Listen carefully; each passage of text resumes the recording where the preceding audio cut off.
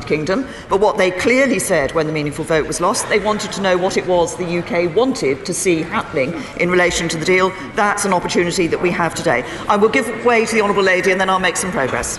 Thank you very much indeed. Thank you very much indeed, Mr. Speaker. I'm very grateful to the Prime Minister to allow me to intervene at this early stage.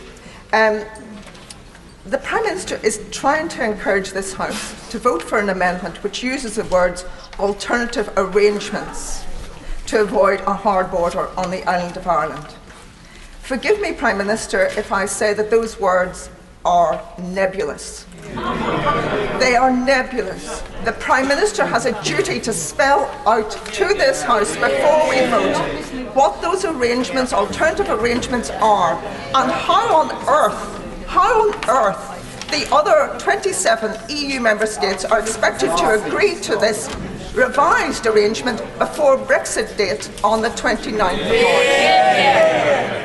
To the Honourable Lady, obviously the amendment is standing in the name of my honourable friend, the member for Altrincham and Sale West, and other honourable and right honourable members, does indeed reference the issue of alternative arrangements. That term is actually one which is recognised in the withdrawal agreement and the political declaration in terms of, and if she will forgive me, I'm going on to reference a number of ways in which a number of options that have been brought forward in relation to that particular term.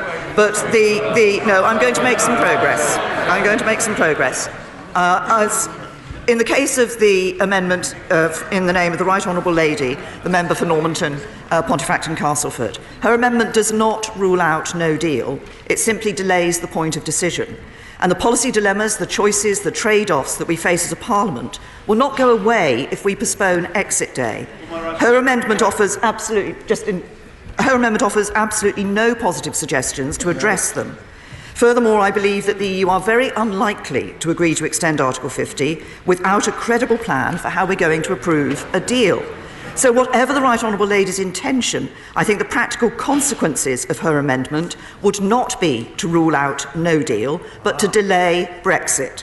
And that's not a course of action that this House should support. I will, of course, give way to the Right Honourable Lady. If the Prime Minister does not get agreement, either from the EU or from this Parliament, to her next course of action, is she ruling out any extension of Article 50? I have been very clear, and I've said earlier, the process that we will follow. If we don't get it, if we get a deal and we bring it back to this House, or if we haven't got a deal, we'll give this House opportunities through amendable motions to state their view as to what should happen at that point in time. I will give way to my honourable friend.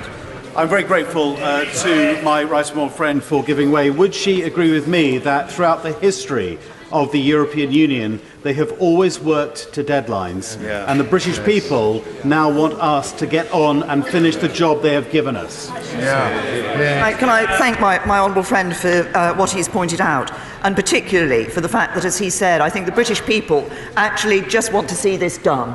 They want us to leave. They want us to leave with a deal.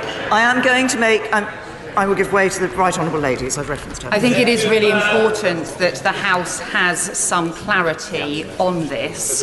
If she is saying that there will be future votes in which Parliament can make some decisions about no deal or not, she will know that the credibility that she has is very limited, because she said there would be a vote in December and then pulled it at the last minute. So therefore we do need some clarity from her now. Is she saying that if Parliament votes for an extension of Article 50 to avoid no deal on March the 29th, she would respect it? To the Right Honourable Lady, there is a very simple point. Extending Article 50 does not rule out no deal. No, I'm sorry. This is, as I've said before, but I apologise to the House, I'm going to repeat again.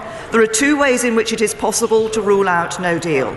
One is by revoking Article 50 and not leaving. That's the SNP's view, but it's not the view I believe. It's not my view, it's not the government's view, it's not the view of the British people, and I believe it's not the view of the majority of members of this House. The other way to ensure we don't leave with no deal is to agree a deal.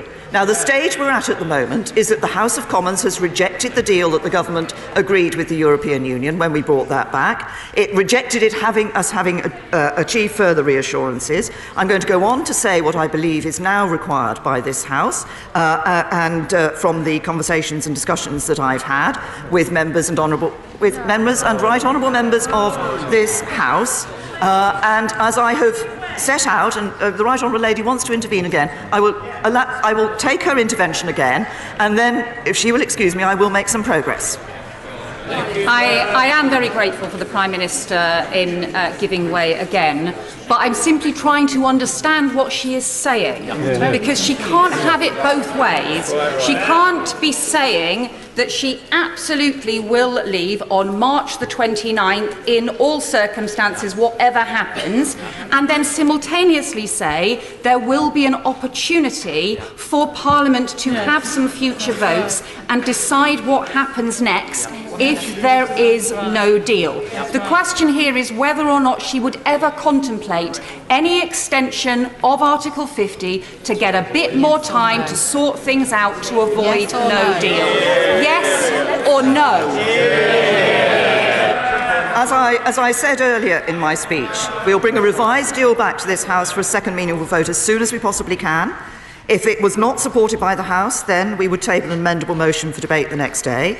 And if we've not brought a revised deal back to this House by Wednesday the 13th of February, we will make a statement and again table an amendable motion for debate the next day. And the Right Honourable Lady references the timetable up to the 29th of March.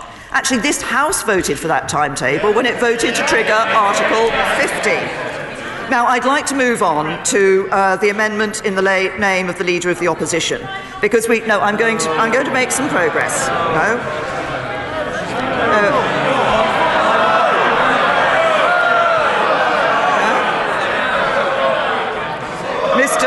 Mr. Speaker, we should not indulge the amendment from the Leader of the Opposition. First, he wanted a comprehensive customs union, then it was a new customs union, now it's a permanent customs union. Now, last week, I asked him whether he means accepting the common external tariff, accepting the common commercial policy, accepting the Union Customs Code, or accepting EU state aid rules. He had no answers then. He has no answers now. He hasn't got a clue.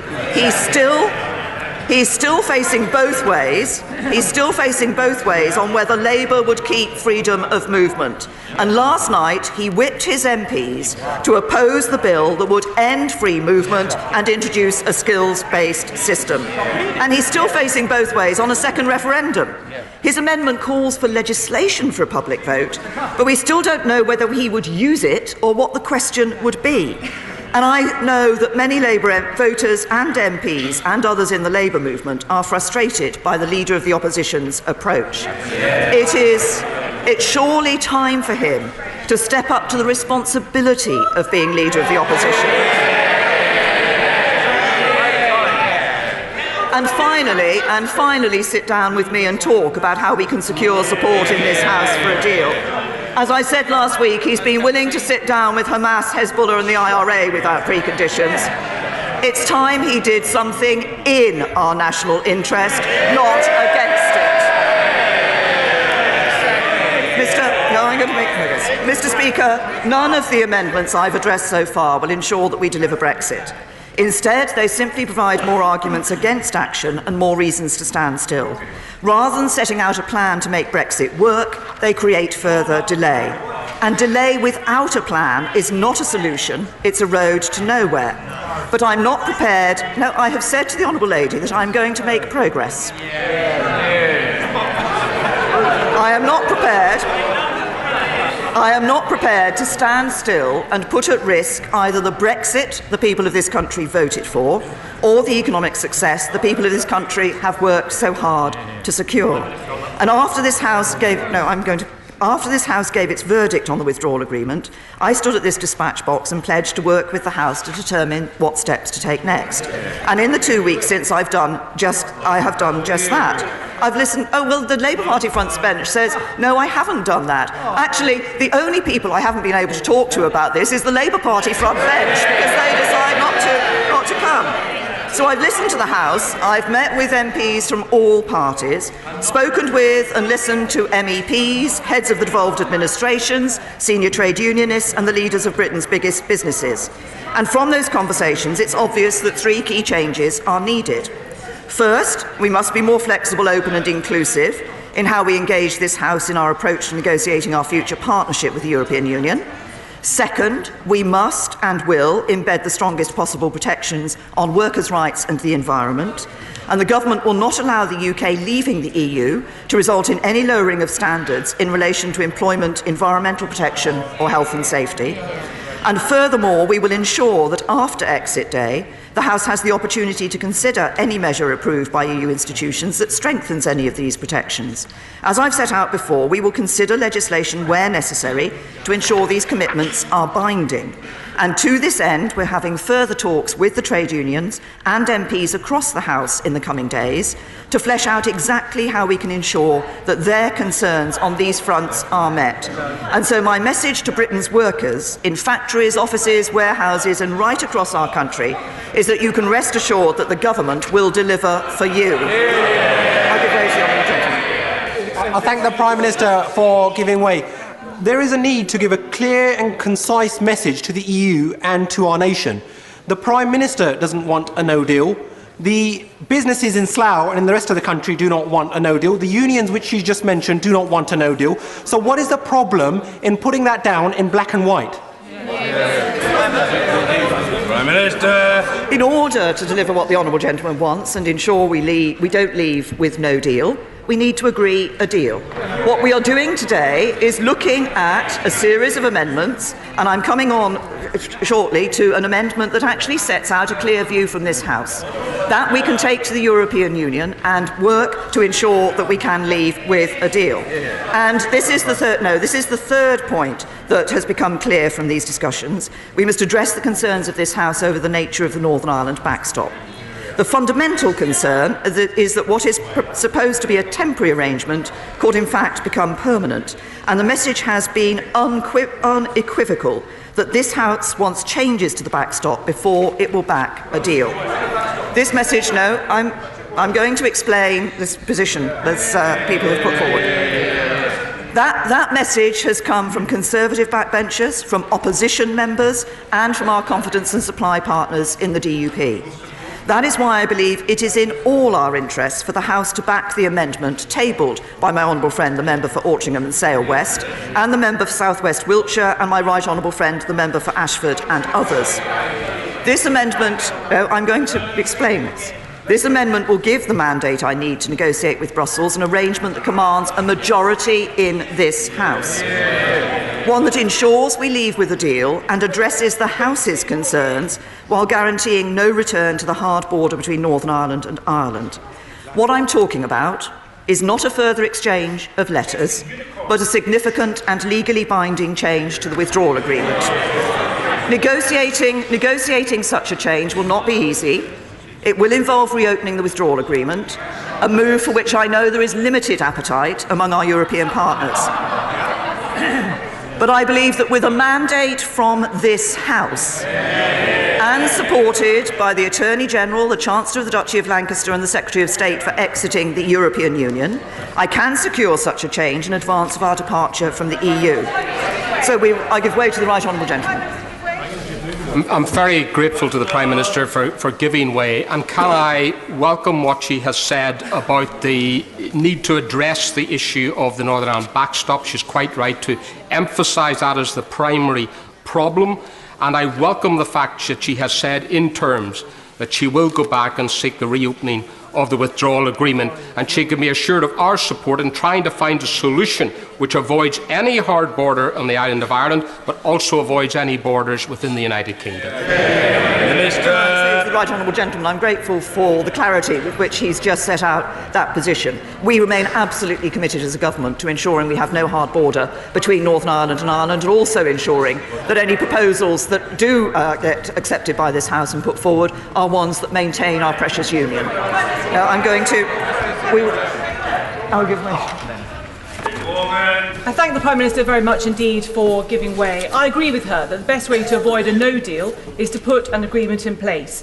And she'll be aware that on these benches, some very surprising members with very different Brexit views have been coming together to come up with some proposals. We're very grateful for the time that she's engaged with us. It'd be nice to have been told. Will she undertake to ask her officials now to take forward these proposals, to consider them seriously and to put them on the table as a way perhaps of fleshing out these alternative arrangements that she is talking about? Prime Minister. In fact, my right honourable friend actually anticipated what I was going to go on to speak about in her question. If I can just say this, first of all, that what we'll be focusing on is delivering specific changes that will address the concerns of the House.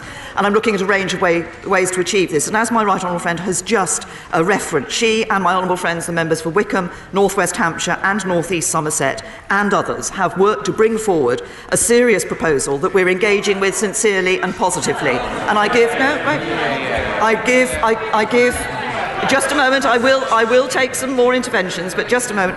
And I can give my honourable friend the confirmation that we will sit down and work through, in the way that she has suggested, the proposal that has come forward. I give way to the honourable lady. 17.4 million people voted for Brexit. The idea that they were duped into doing so is absolute nonsense. So Brexit must be delivered. But it must be a Brexit that protects jobs in my constituency and beyond. And unions and bosses tell me that that requires a permanent customs union or arrangement. Why won't you listen on that? Minister. Can I say to the honourable lady, she's absolutely right about ensuring that we deliver on the vote of those 17.4 million people, and I want to deliver on that with a deal that does protect jobs.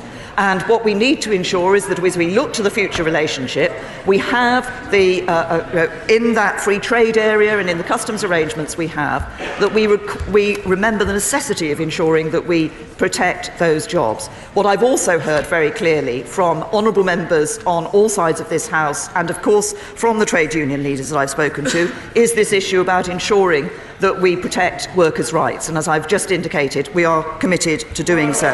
Can I say to all members of this House, I have already been very generous in taking interventions. I am sure there are many members of this House who wish to contribute to this debate, and so I will make progress. Can I say to my honourable friend, the member for North East Somerset, as I have just referenced him in my speech, I will give way to him. I'm very grateful to my right honourable friend.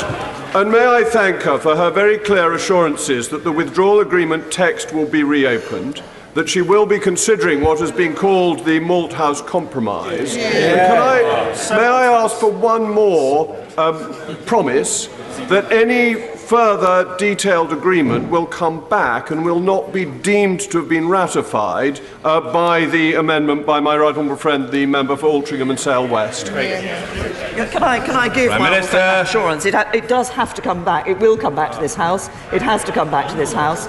And legally, ratification of the agreement can only actually take place.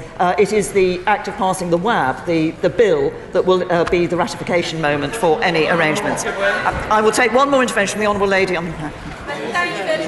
For giving way. She's repeatedly referred to protecting workers' rights post-Brexit. Can I take her back to 2017 and my bill that was specifically about protecting workers' rights when we leave the European Union on the 29th of March? Can I ask her why it wasn't adopted then, and if she's so committed to it, will she meet with me to discuss the elements of that bill that she's prepared to adopt going forward? Prime Minister. Can I say to the honourable lady, we are looking at ways in which we can give that assurance in relation to workers' rights, and as I said, we are looking at where legislation would be appropriate, where legislation would be necessary. I'm happy to meet with her and go through that issue. Can I say, if I may, I've taken a lot more intervention. I wanted just to reference also, to complete what I was saying to my right honourable friend, the member for Loughborough, that we will indeed engage seriously and positively with the proposals that she has put forward, which were also referenced by my honourable friend, the member for North East Somerset. The amendment that the concept that we see within that, crucially, is this concept of alternative arrangements, which has, as I've already said in this speech, has already been accepted by the EU as a way out of the backstop. And so therefore, I commend my honourable friends and right honourable friends for their willingness to find a solution, and I look forward to working with them over the coming days. But a number of other colleagues have also suggested ways to achieve this aim, such as securing a time limit to the backstop or a unilateral exit clause, which of course we will study closely as well. While there are obviously details that need to be worked through, the fact that leading figures from different sides of the argument are coming together to develop proposals shows how much progress has been made over the past few weeks. I will give way to the Leader of the Green Party. I'm very grateful to her for giving way, but does she recognise that there is no solution in chasing in fantasies? Yeah. The EU has ruled this kind of option out many times, and you cannot have an insurance policy that is based on a technology that doesn't exist. Will she not recognise that what she is chasing here are heated up fantasies that have already been rejected by the EU, and they depend on technologies that don't exist? Can I say there are members across this House who have put forward a number of proposals as to how this issue can be addressed. They are not indulging in fantasies. They are coming forward with serious proposals which this government will work with them on. The essence of... Most grateful. As to the question of our control over our laws and to honour the referendum, will my right honourable friend give instructions to make certain that in any future withdrawal implementation bill there will be an express repeal of the 1972 Act so as to dovetail with Section 1 of the Withdrawal Act 2018 we've already passed? The Minister. Can I say to my honourable friend that obviously, as he knows, in the EU Withdrawal Act we repealed the 72 European Communities Act. For the purposes of the implementation period, it would be necessary to replicate the impact of some of those aspects of that Act, but I will certainly take what my honourable friend has said, and within the WAB, within the withdrawal agreement bill that we will need to bring forward to this House, we will make absolutely clear the arrangements for ensuring that the European Communities Act and the impact of it does not go further beyond the end of that implementation period.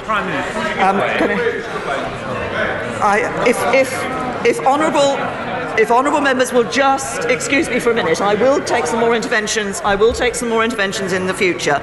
I will take some more interventions in a little while. But if I can just make the point that the essence of any negotiation is to find a mutually acceptable solution, and that's the spirit in which both sides have consistently approached these negotiations, and that is the spirit in which I will engage with our partners if this amendment passes. And some say that there's no point, I'm hearing that from some of the interventions from a sedentary position and elsewhere. Some say there's no point even trying to achieve any change, and that the EU simply won't budge under any circumstances.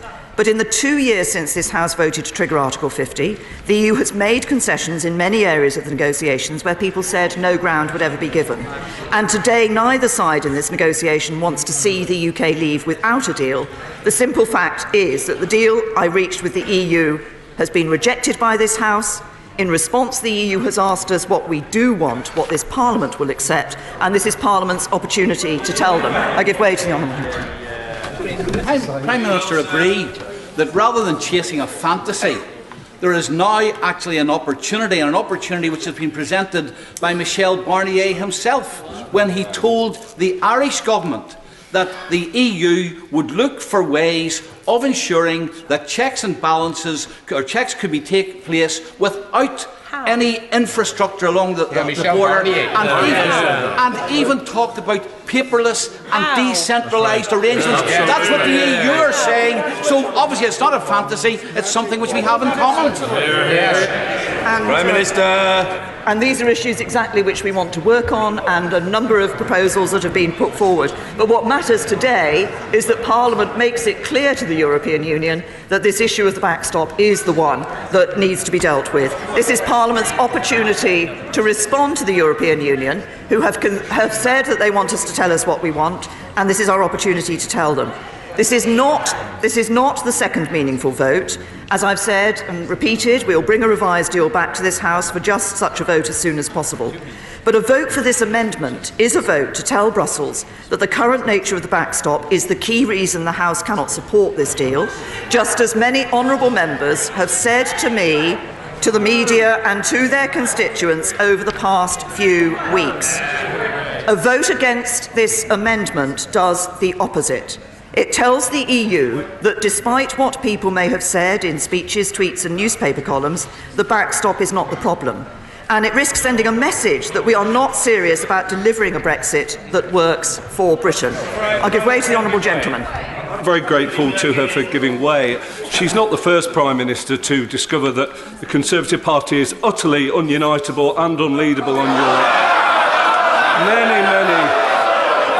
Many other Prime Ministers have learnt that lesson. But as she celebrates the fact that she has people on different sides of the argument coming together in support of an amendment, doesn't she realise it's because the amendment is so nebulous as to be meaningless that she's been able to get them to agree to it? Prime Minister. Gentlemen, I think if he wants to look for different views around this issue, he can perhaps talk to some of his honourable colleagues, as we've been hearing from the... And he might actually try to get the Leader of the Opposition to focus on a detailed proposal for what the Labour Party thinks for the future. No, I'm not going to take... I'm going... Oh, I promised my honourable friend I would give way to him. Thank you, Mr. Speaker. I think on this side of the House we're all looking to try and find a way to get a deal. And I've been very impressed with what the Prime Minister said today. But can she assure the House that we will send the Prime Minister back to Brussels to reopen a withdrawal agreement? But if she comes back and we don't agree with it, we will still have the right to vote against it. Prime Minister. Yes, of course. This House will have the right to decide whether or not it agrees the agreement that's come forward. But can I say I hope my honourable friend, when we do, as I'm sure that we will be able to, bring a revised agreement back to this House, I hope my honourable friend will look at that carefully before he determines where his vote should go. No, I'm conscious the length of time I've been at the dispatch box. Honourable members want to speak. I'm now going to conclude. Mr. Speaker, since the draft withdrawal agreement was published, I've come to the House to discuss it more than half a dozen times. I've been on the front bench for many hours of debate, taking hundreds of questions and interventions from honourable and right honourable members, and I've been listening. I've witnessed division and discord. Can I say to my honourable friend, I had indicated I wasn't going to be taking any more interventions, and I'm just completing my speech. But I'm sure she'll have an opportunity, if she catches the Speaker's eye, to speak later. I've witnessed division and discord, and I've seen passion and anger on all sides. But in the 2 weeks since the House rejected the withdrawal agreement, I've sensed a growing recognition of the task that has been entrusted to us. Members on all sides have begun to focus on what really matters, on delivering the Brexit that Britain voted for while protecting our economy and our people. We can increasingly see where this consensus lies, and I believe that we are within reach of a deal that this House can stand behind. But the days ahead are crucial. When I go back to Brussels to seek the changes this House demands, I need the strongest possible support behind me. Most of the amendments before us do not provide that. They create a cacophony of voices when this House needs to speak as one. I will never stop battling for Britain, but the odds of success become far longer if this House ties one hand behind my back. So I call on the House to give me the mandate I need to deliver a deal this House can support. Do that, and I can work to reopen the withdrawal agreement. Do that, and I can fight for a backstop that honours our commitments to the people of Northern Ireland in a way this House can support. Do that, and we can leave the EU with a deal that honours the result of the referendum. So the time has come for words to be matched by deeds. If you want to tell Brussels what this House will accept, you have to vote for it. If you want to leave with a deal, you have to vote for it. If you want Brexit, you have to vote for Brexit. The question is as on the order paper. Mr. Jeremy Corbyn. Thank you, Mr. Speaker. It's a pleasure to speak in this debate.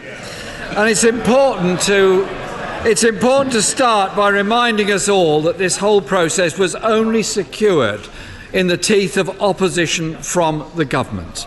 So I start by paying tribute to those MPs who voted with us for Parliament to have a full democratic role in the Brexit process, and especially, therefore, to the member for Beaconsfield for the work that he did in the earlier debates. Labour has been absolutely clear from the start. Absolutely clear from the start, Mr. Speaker, there must be a meaningful vote on any negotiated deal. That was raised by my friend, the member for Holborn and St Pancras, at the very beginning of this whole Brexit process. And that should a deal be defeated in Parliament, as it was decisively, then Parliament must have a say on how the government proceeds. This is a vital issue that affects the future direction of our country and the futures facing all of our constituents. It determines the jobs and living standards of our people, the rights of European Union citizens living in Britain who have been deeply stressed by this situation, as have British citizens living across the continent of Europe. Our place in the world and our participation and cooperation in European-wide projects on issues as vital as security, counter-terrorism and climate change.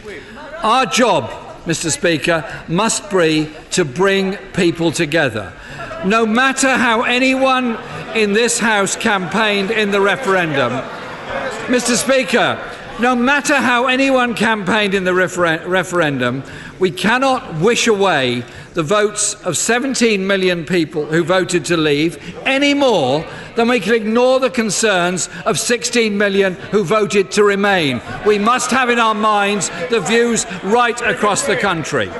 It is, Mr. Speaker, therefore right that members of this House represent their constituents to decide the way forward in implementing the results of the referendum. But in delivering the result, we have to unite.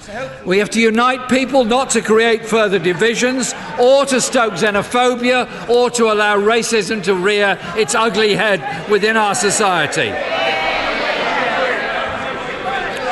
Mr. Speaker, many communities across this country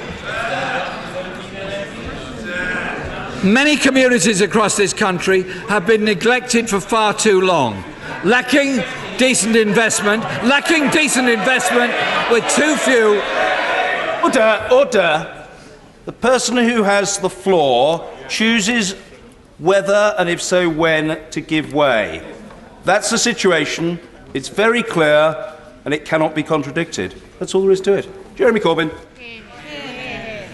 Mr. Speaker, what I was saying was, I will give way later on to a small number of people because I want this.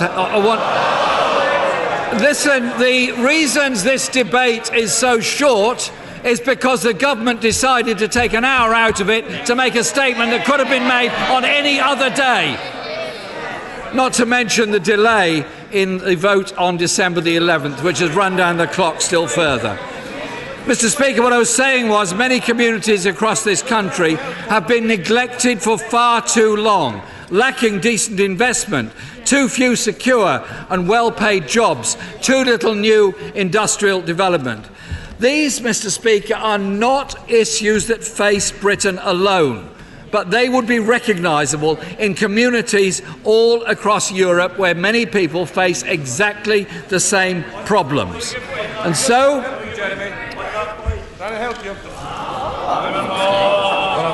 I'm very grateful. Contradictory, confused, or claptrap? Which of those C's best suits the description of the Right Honourable Gentleman's policy at the current time? Mr. Speaker, this is a serious debate, and I don't think the honourable member's intervention has done anything to raise the standard of debate. Mr. Speaker, it's quite clear to me that the first duty we have is to block a disastrous no deal. And I hope that amendments to that effect will indeed be carried by the House later this evening. Labour's amendment which stands in my name and those of my colleagues, starts, Mr. Speaker, by calling for sufficient time for Parliament to vote on options that prevent leaving with no deal. But whatever happens in the votes that follow, it has now become inevitable that the government will have to extend Article 50 in any scenario.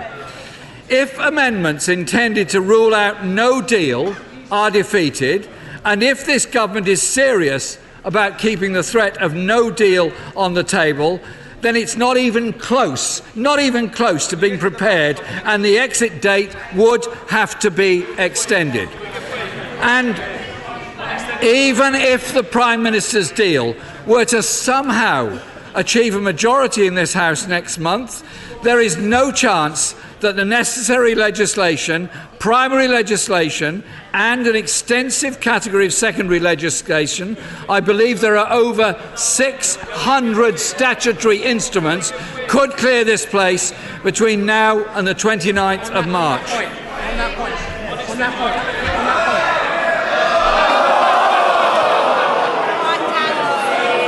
Mr. Speaker, I can see that I'm very, very well liked here.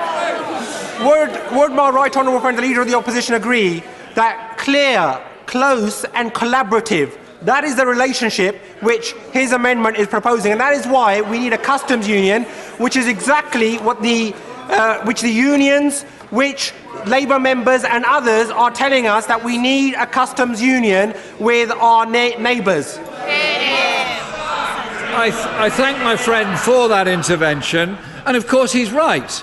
If we're to protect jobs and industries, maintain living standards, then of course there has to be a customs union. But as I was saying, Mr. Speaker, there are... I'm grateful to the right honourable gentleman for giving way. He's just reiterated, as his motion references, the need for a customs union. Will he now tell this House whether he means accepting the common commercial policy, accepting the common external tariff, accepting the union customs code? It's no use asking the Shadow Secretary of State, and accepting the EU state aid rules.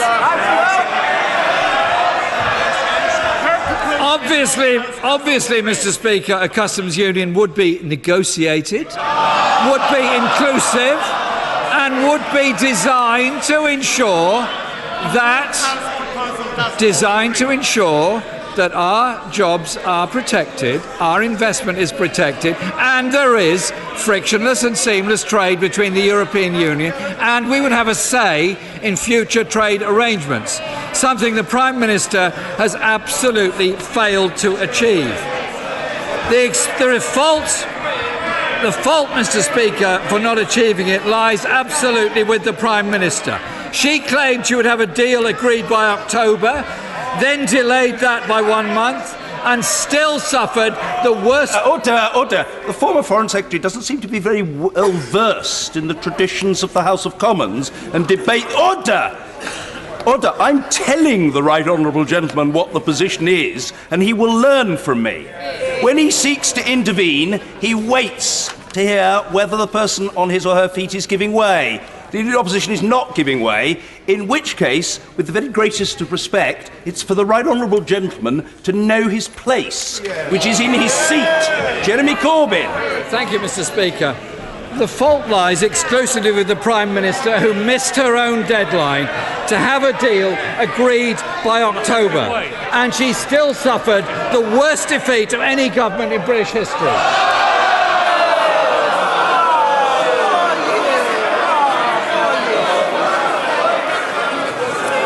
Can I thank my right honourable friend? Listen, I'm not sure how people in this House believe this will be received by the public watching TV. But I've got to say, the public are sick of the childish antics of people in this House. They want us to come together and find a way through this mess. Now, there are thousands of different views and variations of what people felt and thought they voted for in that referendum. But the one thing that we can be certain of is that the referendum leaflet that went to every household in this country didn't make a single mention of leaving the customs union. Why can't we find agreement on that? I thank my friend for his intervention, and I think the point he makes about the way in which this House debates these matters is actually important. He's somebody that led a local authority, Oldham, brought people together, brought communities together and achieved things, something this government has lamentably failed to do. And if the Prime... Order. Point of order, Mr. Michael Fabricant. Mr. Speaker, I think the honourable gentleman opposite may have inadvertently misled the House. He claimed that no one had said during the EU referendum that we would be leaving the customs union. In fact, the former Prime Minister said that... Order. Resume your seat, Mr. Fabricant. I know you're trying to help the House, and I appreciate that. Your public spiritedness is well known throughout the House and across the nation. The honourable gentleman referred to a leaflet, the contents thereof. Whatever the merits or demerits of that argument, it is not a matter of order for the Chair. It's a matter of political debate, as the grinning countenance of the honourable gentleman suggests he himself is well aware. Mr. Jeremy Corbyn. Thank you, Mr. Speaker. I just ask, is the Prime Minister's... Order. I hope it's a genuine point of order. Point of order, Rebecca Powell. Thank you, Mr. Speaker. It's actually an observation, really, but it does seem... Order. Resume your seat. Resume at your seat. No. Order. With no disrespect to... Order. With no disrespect to the... With no disrespect to the honourable lady, I'm not interested in observations. Order. I'm not debating it. I'm telling her what the situation... No, it's no good laughing, chuckling away as though it's a matter of great amusement. It's a matter of fact. Points of order, yes. Observations, no. No, the honourable lady has helpfully explained that she had an observation to make. We're very grateful. Jeremy Corbyn. Thank you, Mr. Speaker. A point of order. The honourable gentleman does know parliamentary procedure. Point of order, Mr. Jacob Rees-Mogg. Speaker, this is a genuine point of order. I wonder if you could guide the House in how members refuse interventions, because I think the reason there is so much noise is it's not clear whether the right honourable gentleman has heard the intervention or not. And your guidance, I think, would be extraordinarily helpful.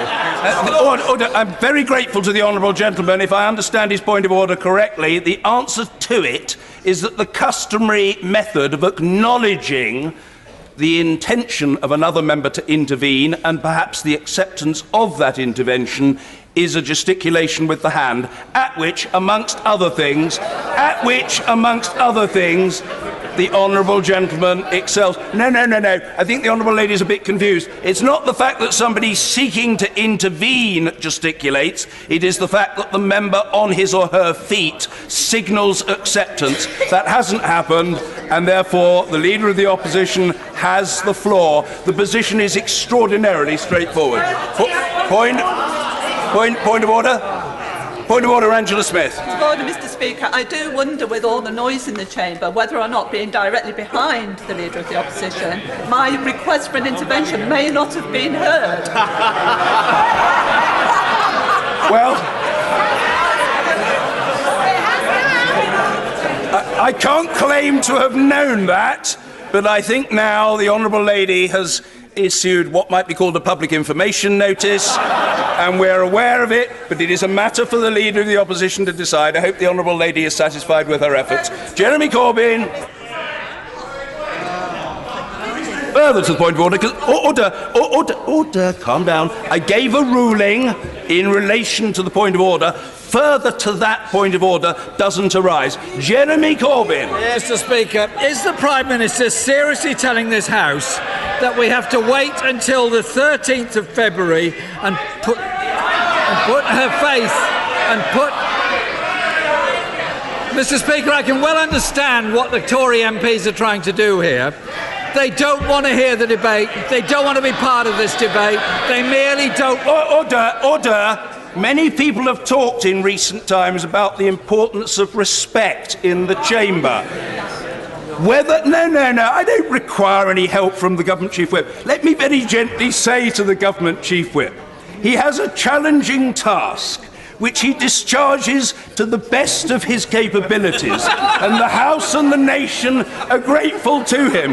The idea that he needs to advise the Leader of the Opposition or the Speaker on how to discharge their responsibilities is frankly beyond credulity. He's got one job to do. People will make their assessment of whether and how well he does it. Don't try doing somebody else's job. With respect, sir, it's way beyond you. Jeremy Corbyn. Mr. Speaker, Dean Dorries. Thank you, Mr. Speaker. Mr. Speaker, is it in accordance with the rules of this House that the Leader of the Opposition only takes interventions from male members of his party? The answer is there's no breach of rules whatsoever. The Honourable Lady's made her own point in her own way, and I acknowledge it. No breach of rules has taken place. Order has been maintained. That's clear to me, and it's clear to the professional advisers to the chair as well. And I think the Honourable Lady knows it, but she's made her own point in her own inimitable way. Jeremy Corbyn. I did take an intervention from the Prime Minister, Mr. Speaker. Maybe the member hadn't noticed that. Is the Prime Minister seriously telling the House to wait until February the 13th and put their faith in her doing negotiations in a couple of weeks that she's failed to do over the past 2 years? And one really wonders how many more ceremonial baubles, promises of ermine will be handed out in vain in an attempt to cajole Conservative MPs to vote for a deal that has been overwhelmingly rejected by this House. The Prime Minister says a second referendum would be like asking the public to vote again until they give the right answer. But so far, that is precisely what she's asking this House to do. Mr. Speaker, Labour will today back amendments that attempt to rule out this government's reckless option of allowing the UK to crash out without a deal. Everyone bar the Prime Minister accepts that this would be disastrous. The CBI says that, and I quote, the projected impact of no deal on the UK economy would be devastating. Just yesterday, the Federation of Small Businesses called on members of this House to block no deal. And the TUC, representing millions of workers, is opposed to no deal, as its General Secretary, Francis O'Grady, discussed with me last week. Every opposition party in this House is opposed to no deal. Many members opposite, even frontbench and cabinet members opposite, are opposed to no deal. Let me quote the Chancellor, who said recently, "I clearly do not believe that making a choice to leave without a deal would be a responsible thing to do. So presumably he too wants no deal ruled out." Mr. Speaker, I'm making progress. Mr. Speaker, I'm making progress. Mr. Speaker, the Home Secretary. Mr. Speaker, the Home Secretary has gone further and called for a free vote on the amendment tabled by my right honourable friend, the member for Normanton, Pontefract and Castleford. The Labour Party will back that amendment tonight because to crash out without a deal would be deeply damaging for industry and economy. That's why the Chancellor says it would be irresponsible. I say to my right honourable friend now that in backing her amendment, we are backing a short window of 3 months to allow time for renegotiation.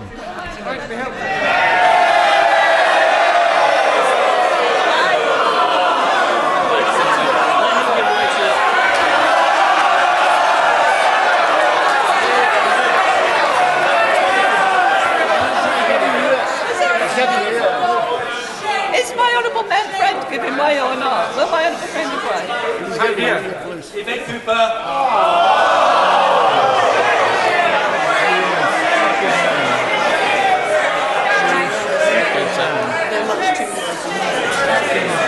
Thank you, Mr. Speaker. I do want to address the point that my right honourable friend has raised about my amendment, and I don't want to cut across what I know is a very difficult wider issue here. So just on this point about the amendment, can I reassure my right honourable friend that the purpose of the amendment and the bill is not to fix any particular time for any extension, or even to decide now what an extension of Article 50 should be. It is actually simply to give the House the ability to do so at the end of February, and I agree that nobody wants to see any unnecessary delays. I thank my friend for that, for those remarks and the spirit with which she's made them. And quite clearly, her amendment does have the effect of ruling out no deal on the 29th of March. And that surely is something that should be good and important to this House. Because it will not be any comfort after the 29th of March to say, I told you so, when the lorries are backing up on the M20, when cancer patients can't get medicines, and when prices are rising in our shops. So tonight, Mr. Speaker, we have the opportunity to take no deal off the table. And, Mr. Speaker, when the Prime Minister invited party leaders for talks, I said to the Prime Minister she must first remove the threat of no deal. If the House today votes to remove the immediate threat of crashing out without a deal on the 29th of March, as I fervently hope it does and will, then I will be happy to meet the Prime Minister to discuss a sensible solution that works for the whole country, which is what the Labour Party wants to achieve. Many of the amendments tabled, Mr. Speaker, including those in the names of my friends, the member for Leeds West and for Birmingham Erdington, and the member for Meriden, advocate delaying Article 50 to give Parliament more time to break the impasse and avoid the dangers of no deal. If this House votes for any of those amendments, then the Prime Minister must accept that an extension to Article 50 is a responsible measure to allow time for real renegotiation and find a deal that can win the support of this House. It will mean no deal is off the table, and it will mean the red lines must change. The primary part, I'm making progress if I may, the primary part of Labour's amendment tonight is about finding a workable solution. That means a new customs union. It means a strong single market deal. And it means, Mr. Speaker, no race to the bottom. No race to the bottom on workers' rights, on environmental protections and standards, or on consumer standards. The EU chief negotiator, Michel Barnier, has been clear, and I quote, unanimously, the European Council have always said that if the UK chooses to shift its red lines in the future and go beyond a simple free trade agreement, then the EU will be immediately ready to give a favourable response. And we understand that just this weekend, the EU Commission President told the Prime Minister that accepting the case for a permanent customs union would help to solve the issue of the backstop arrangement. Indeed, Ireland's Europe Minister made exactly this point at the weekend, saying that the backstop is there because of the red lines put down by the UK at the beginning of this process. Today, Mr. Speaker, we understand the government is backing the amendment in the name of the Right Honourable Member for Altrincham and Sale West. The Prime Minister said as much, requiring changes to the backstop. But still, we have no clarity on what changes they are or which red lines will change to allow that to happen. On the other side, we see that there is flexibility and apparent willingness now to renegotiate, but only if the red lines change. I thank my right honourable friend for giving way on that point, and does he share my puzzlement after listening to the Prime Minister for well close to an hour and after many people ask this question, that we are still no nearer any detail on what the phrase alternative arrangements means, except that the Prime Minister said they were arrangements that were alternative. I thank my friend for that intervention.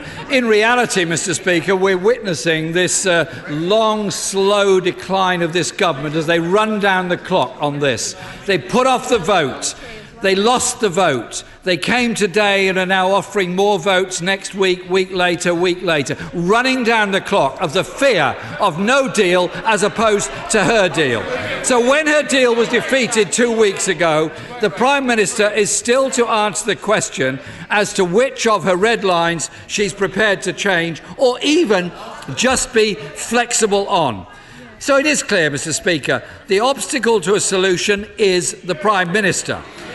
She's refusing to accept the clearly stated will of this House, which has decisively, in parliamentary record vote numbers, defeated her deal, and is equally clear in its opposition to a disastrous no deal, which I hope and expect will be reiterated tonight. Mr. Speaker, I'm going to make progress. Mr. Speaker, in the absence of any leadership from the Prime Minister, then solutions are being put forward across this House. There are those advocating Norway Plus or a Common Market 2.0 have worked on a cross-party basis, and I pay tribute to the members for Grantham and Stamford, Harlow, Aberavon and Manchester Central. They are clear that not only do we need full access to the single market, but a customs union too. That is why a new, comprehensive and permanent customs union has long been Labour's policy.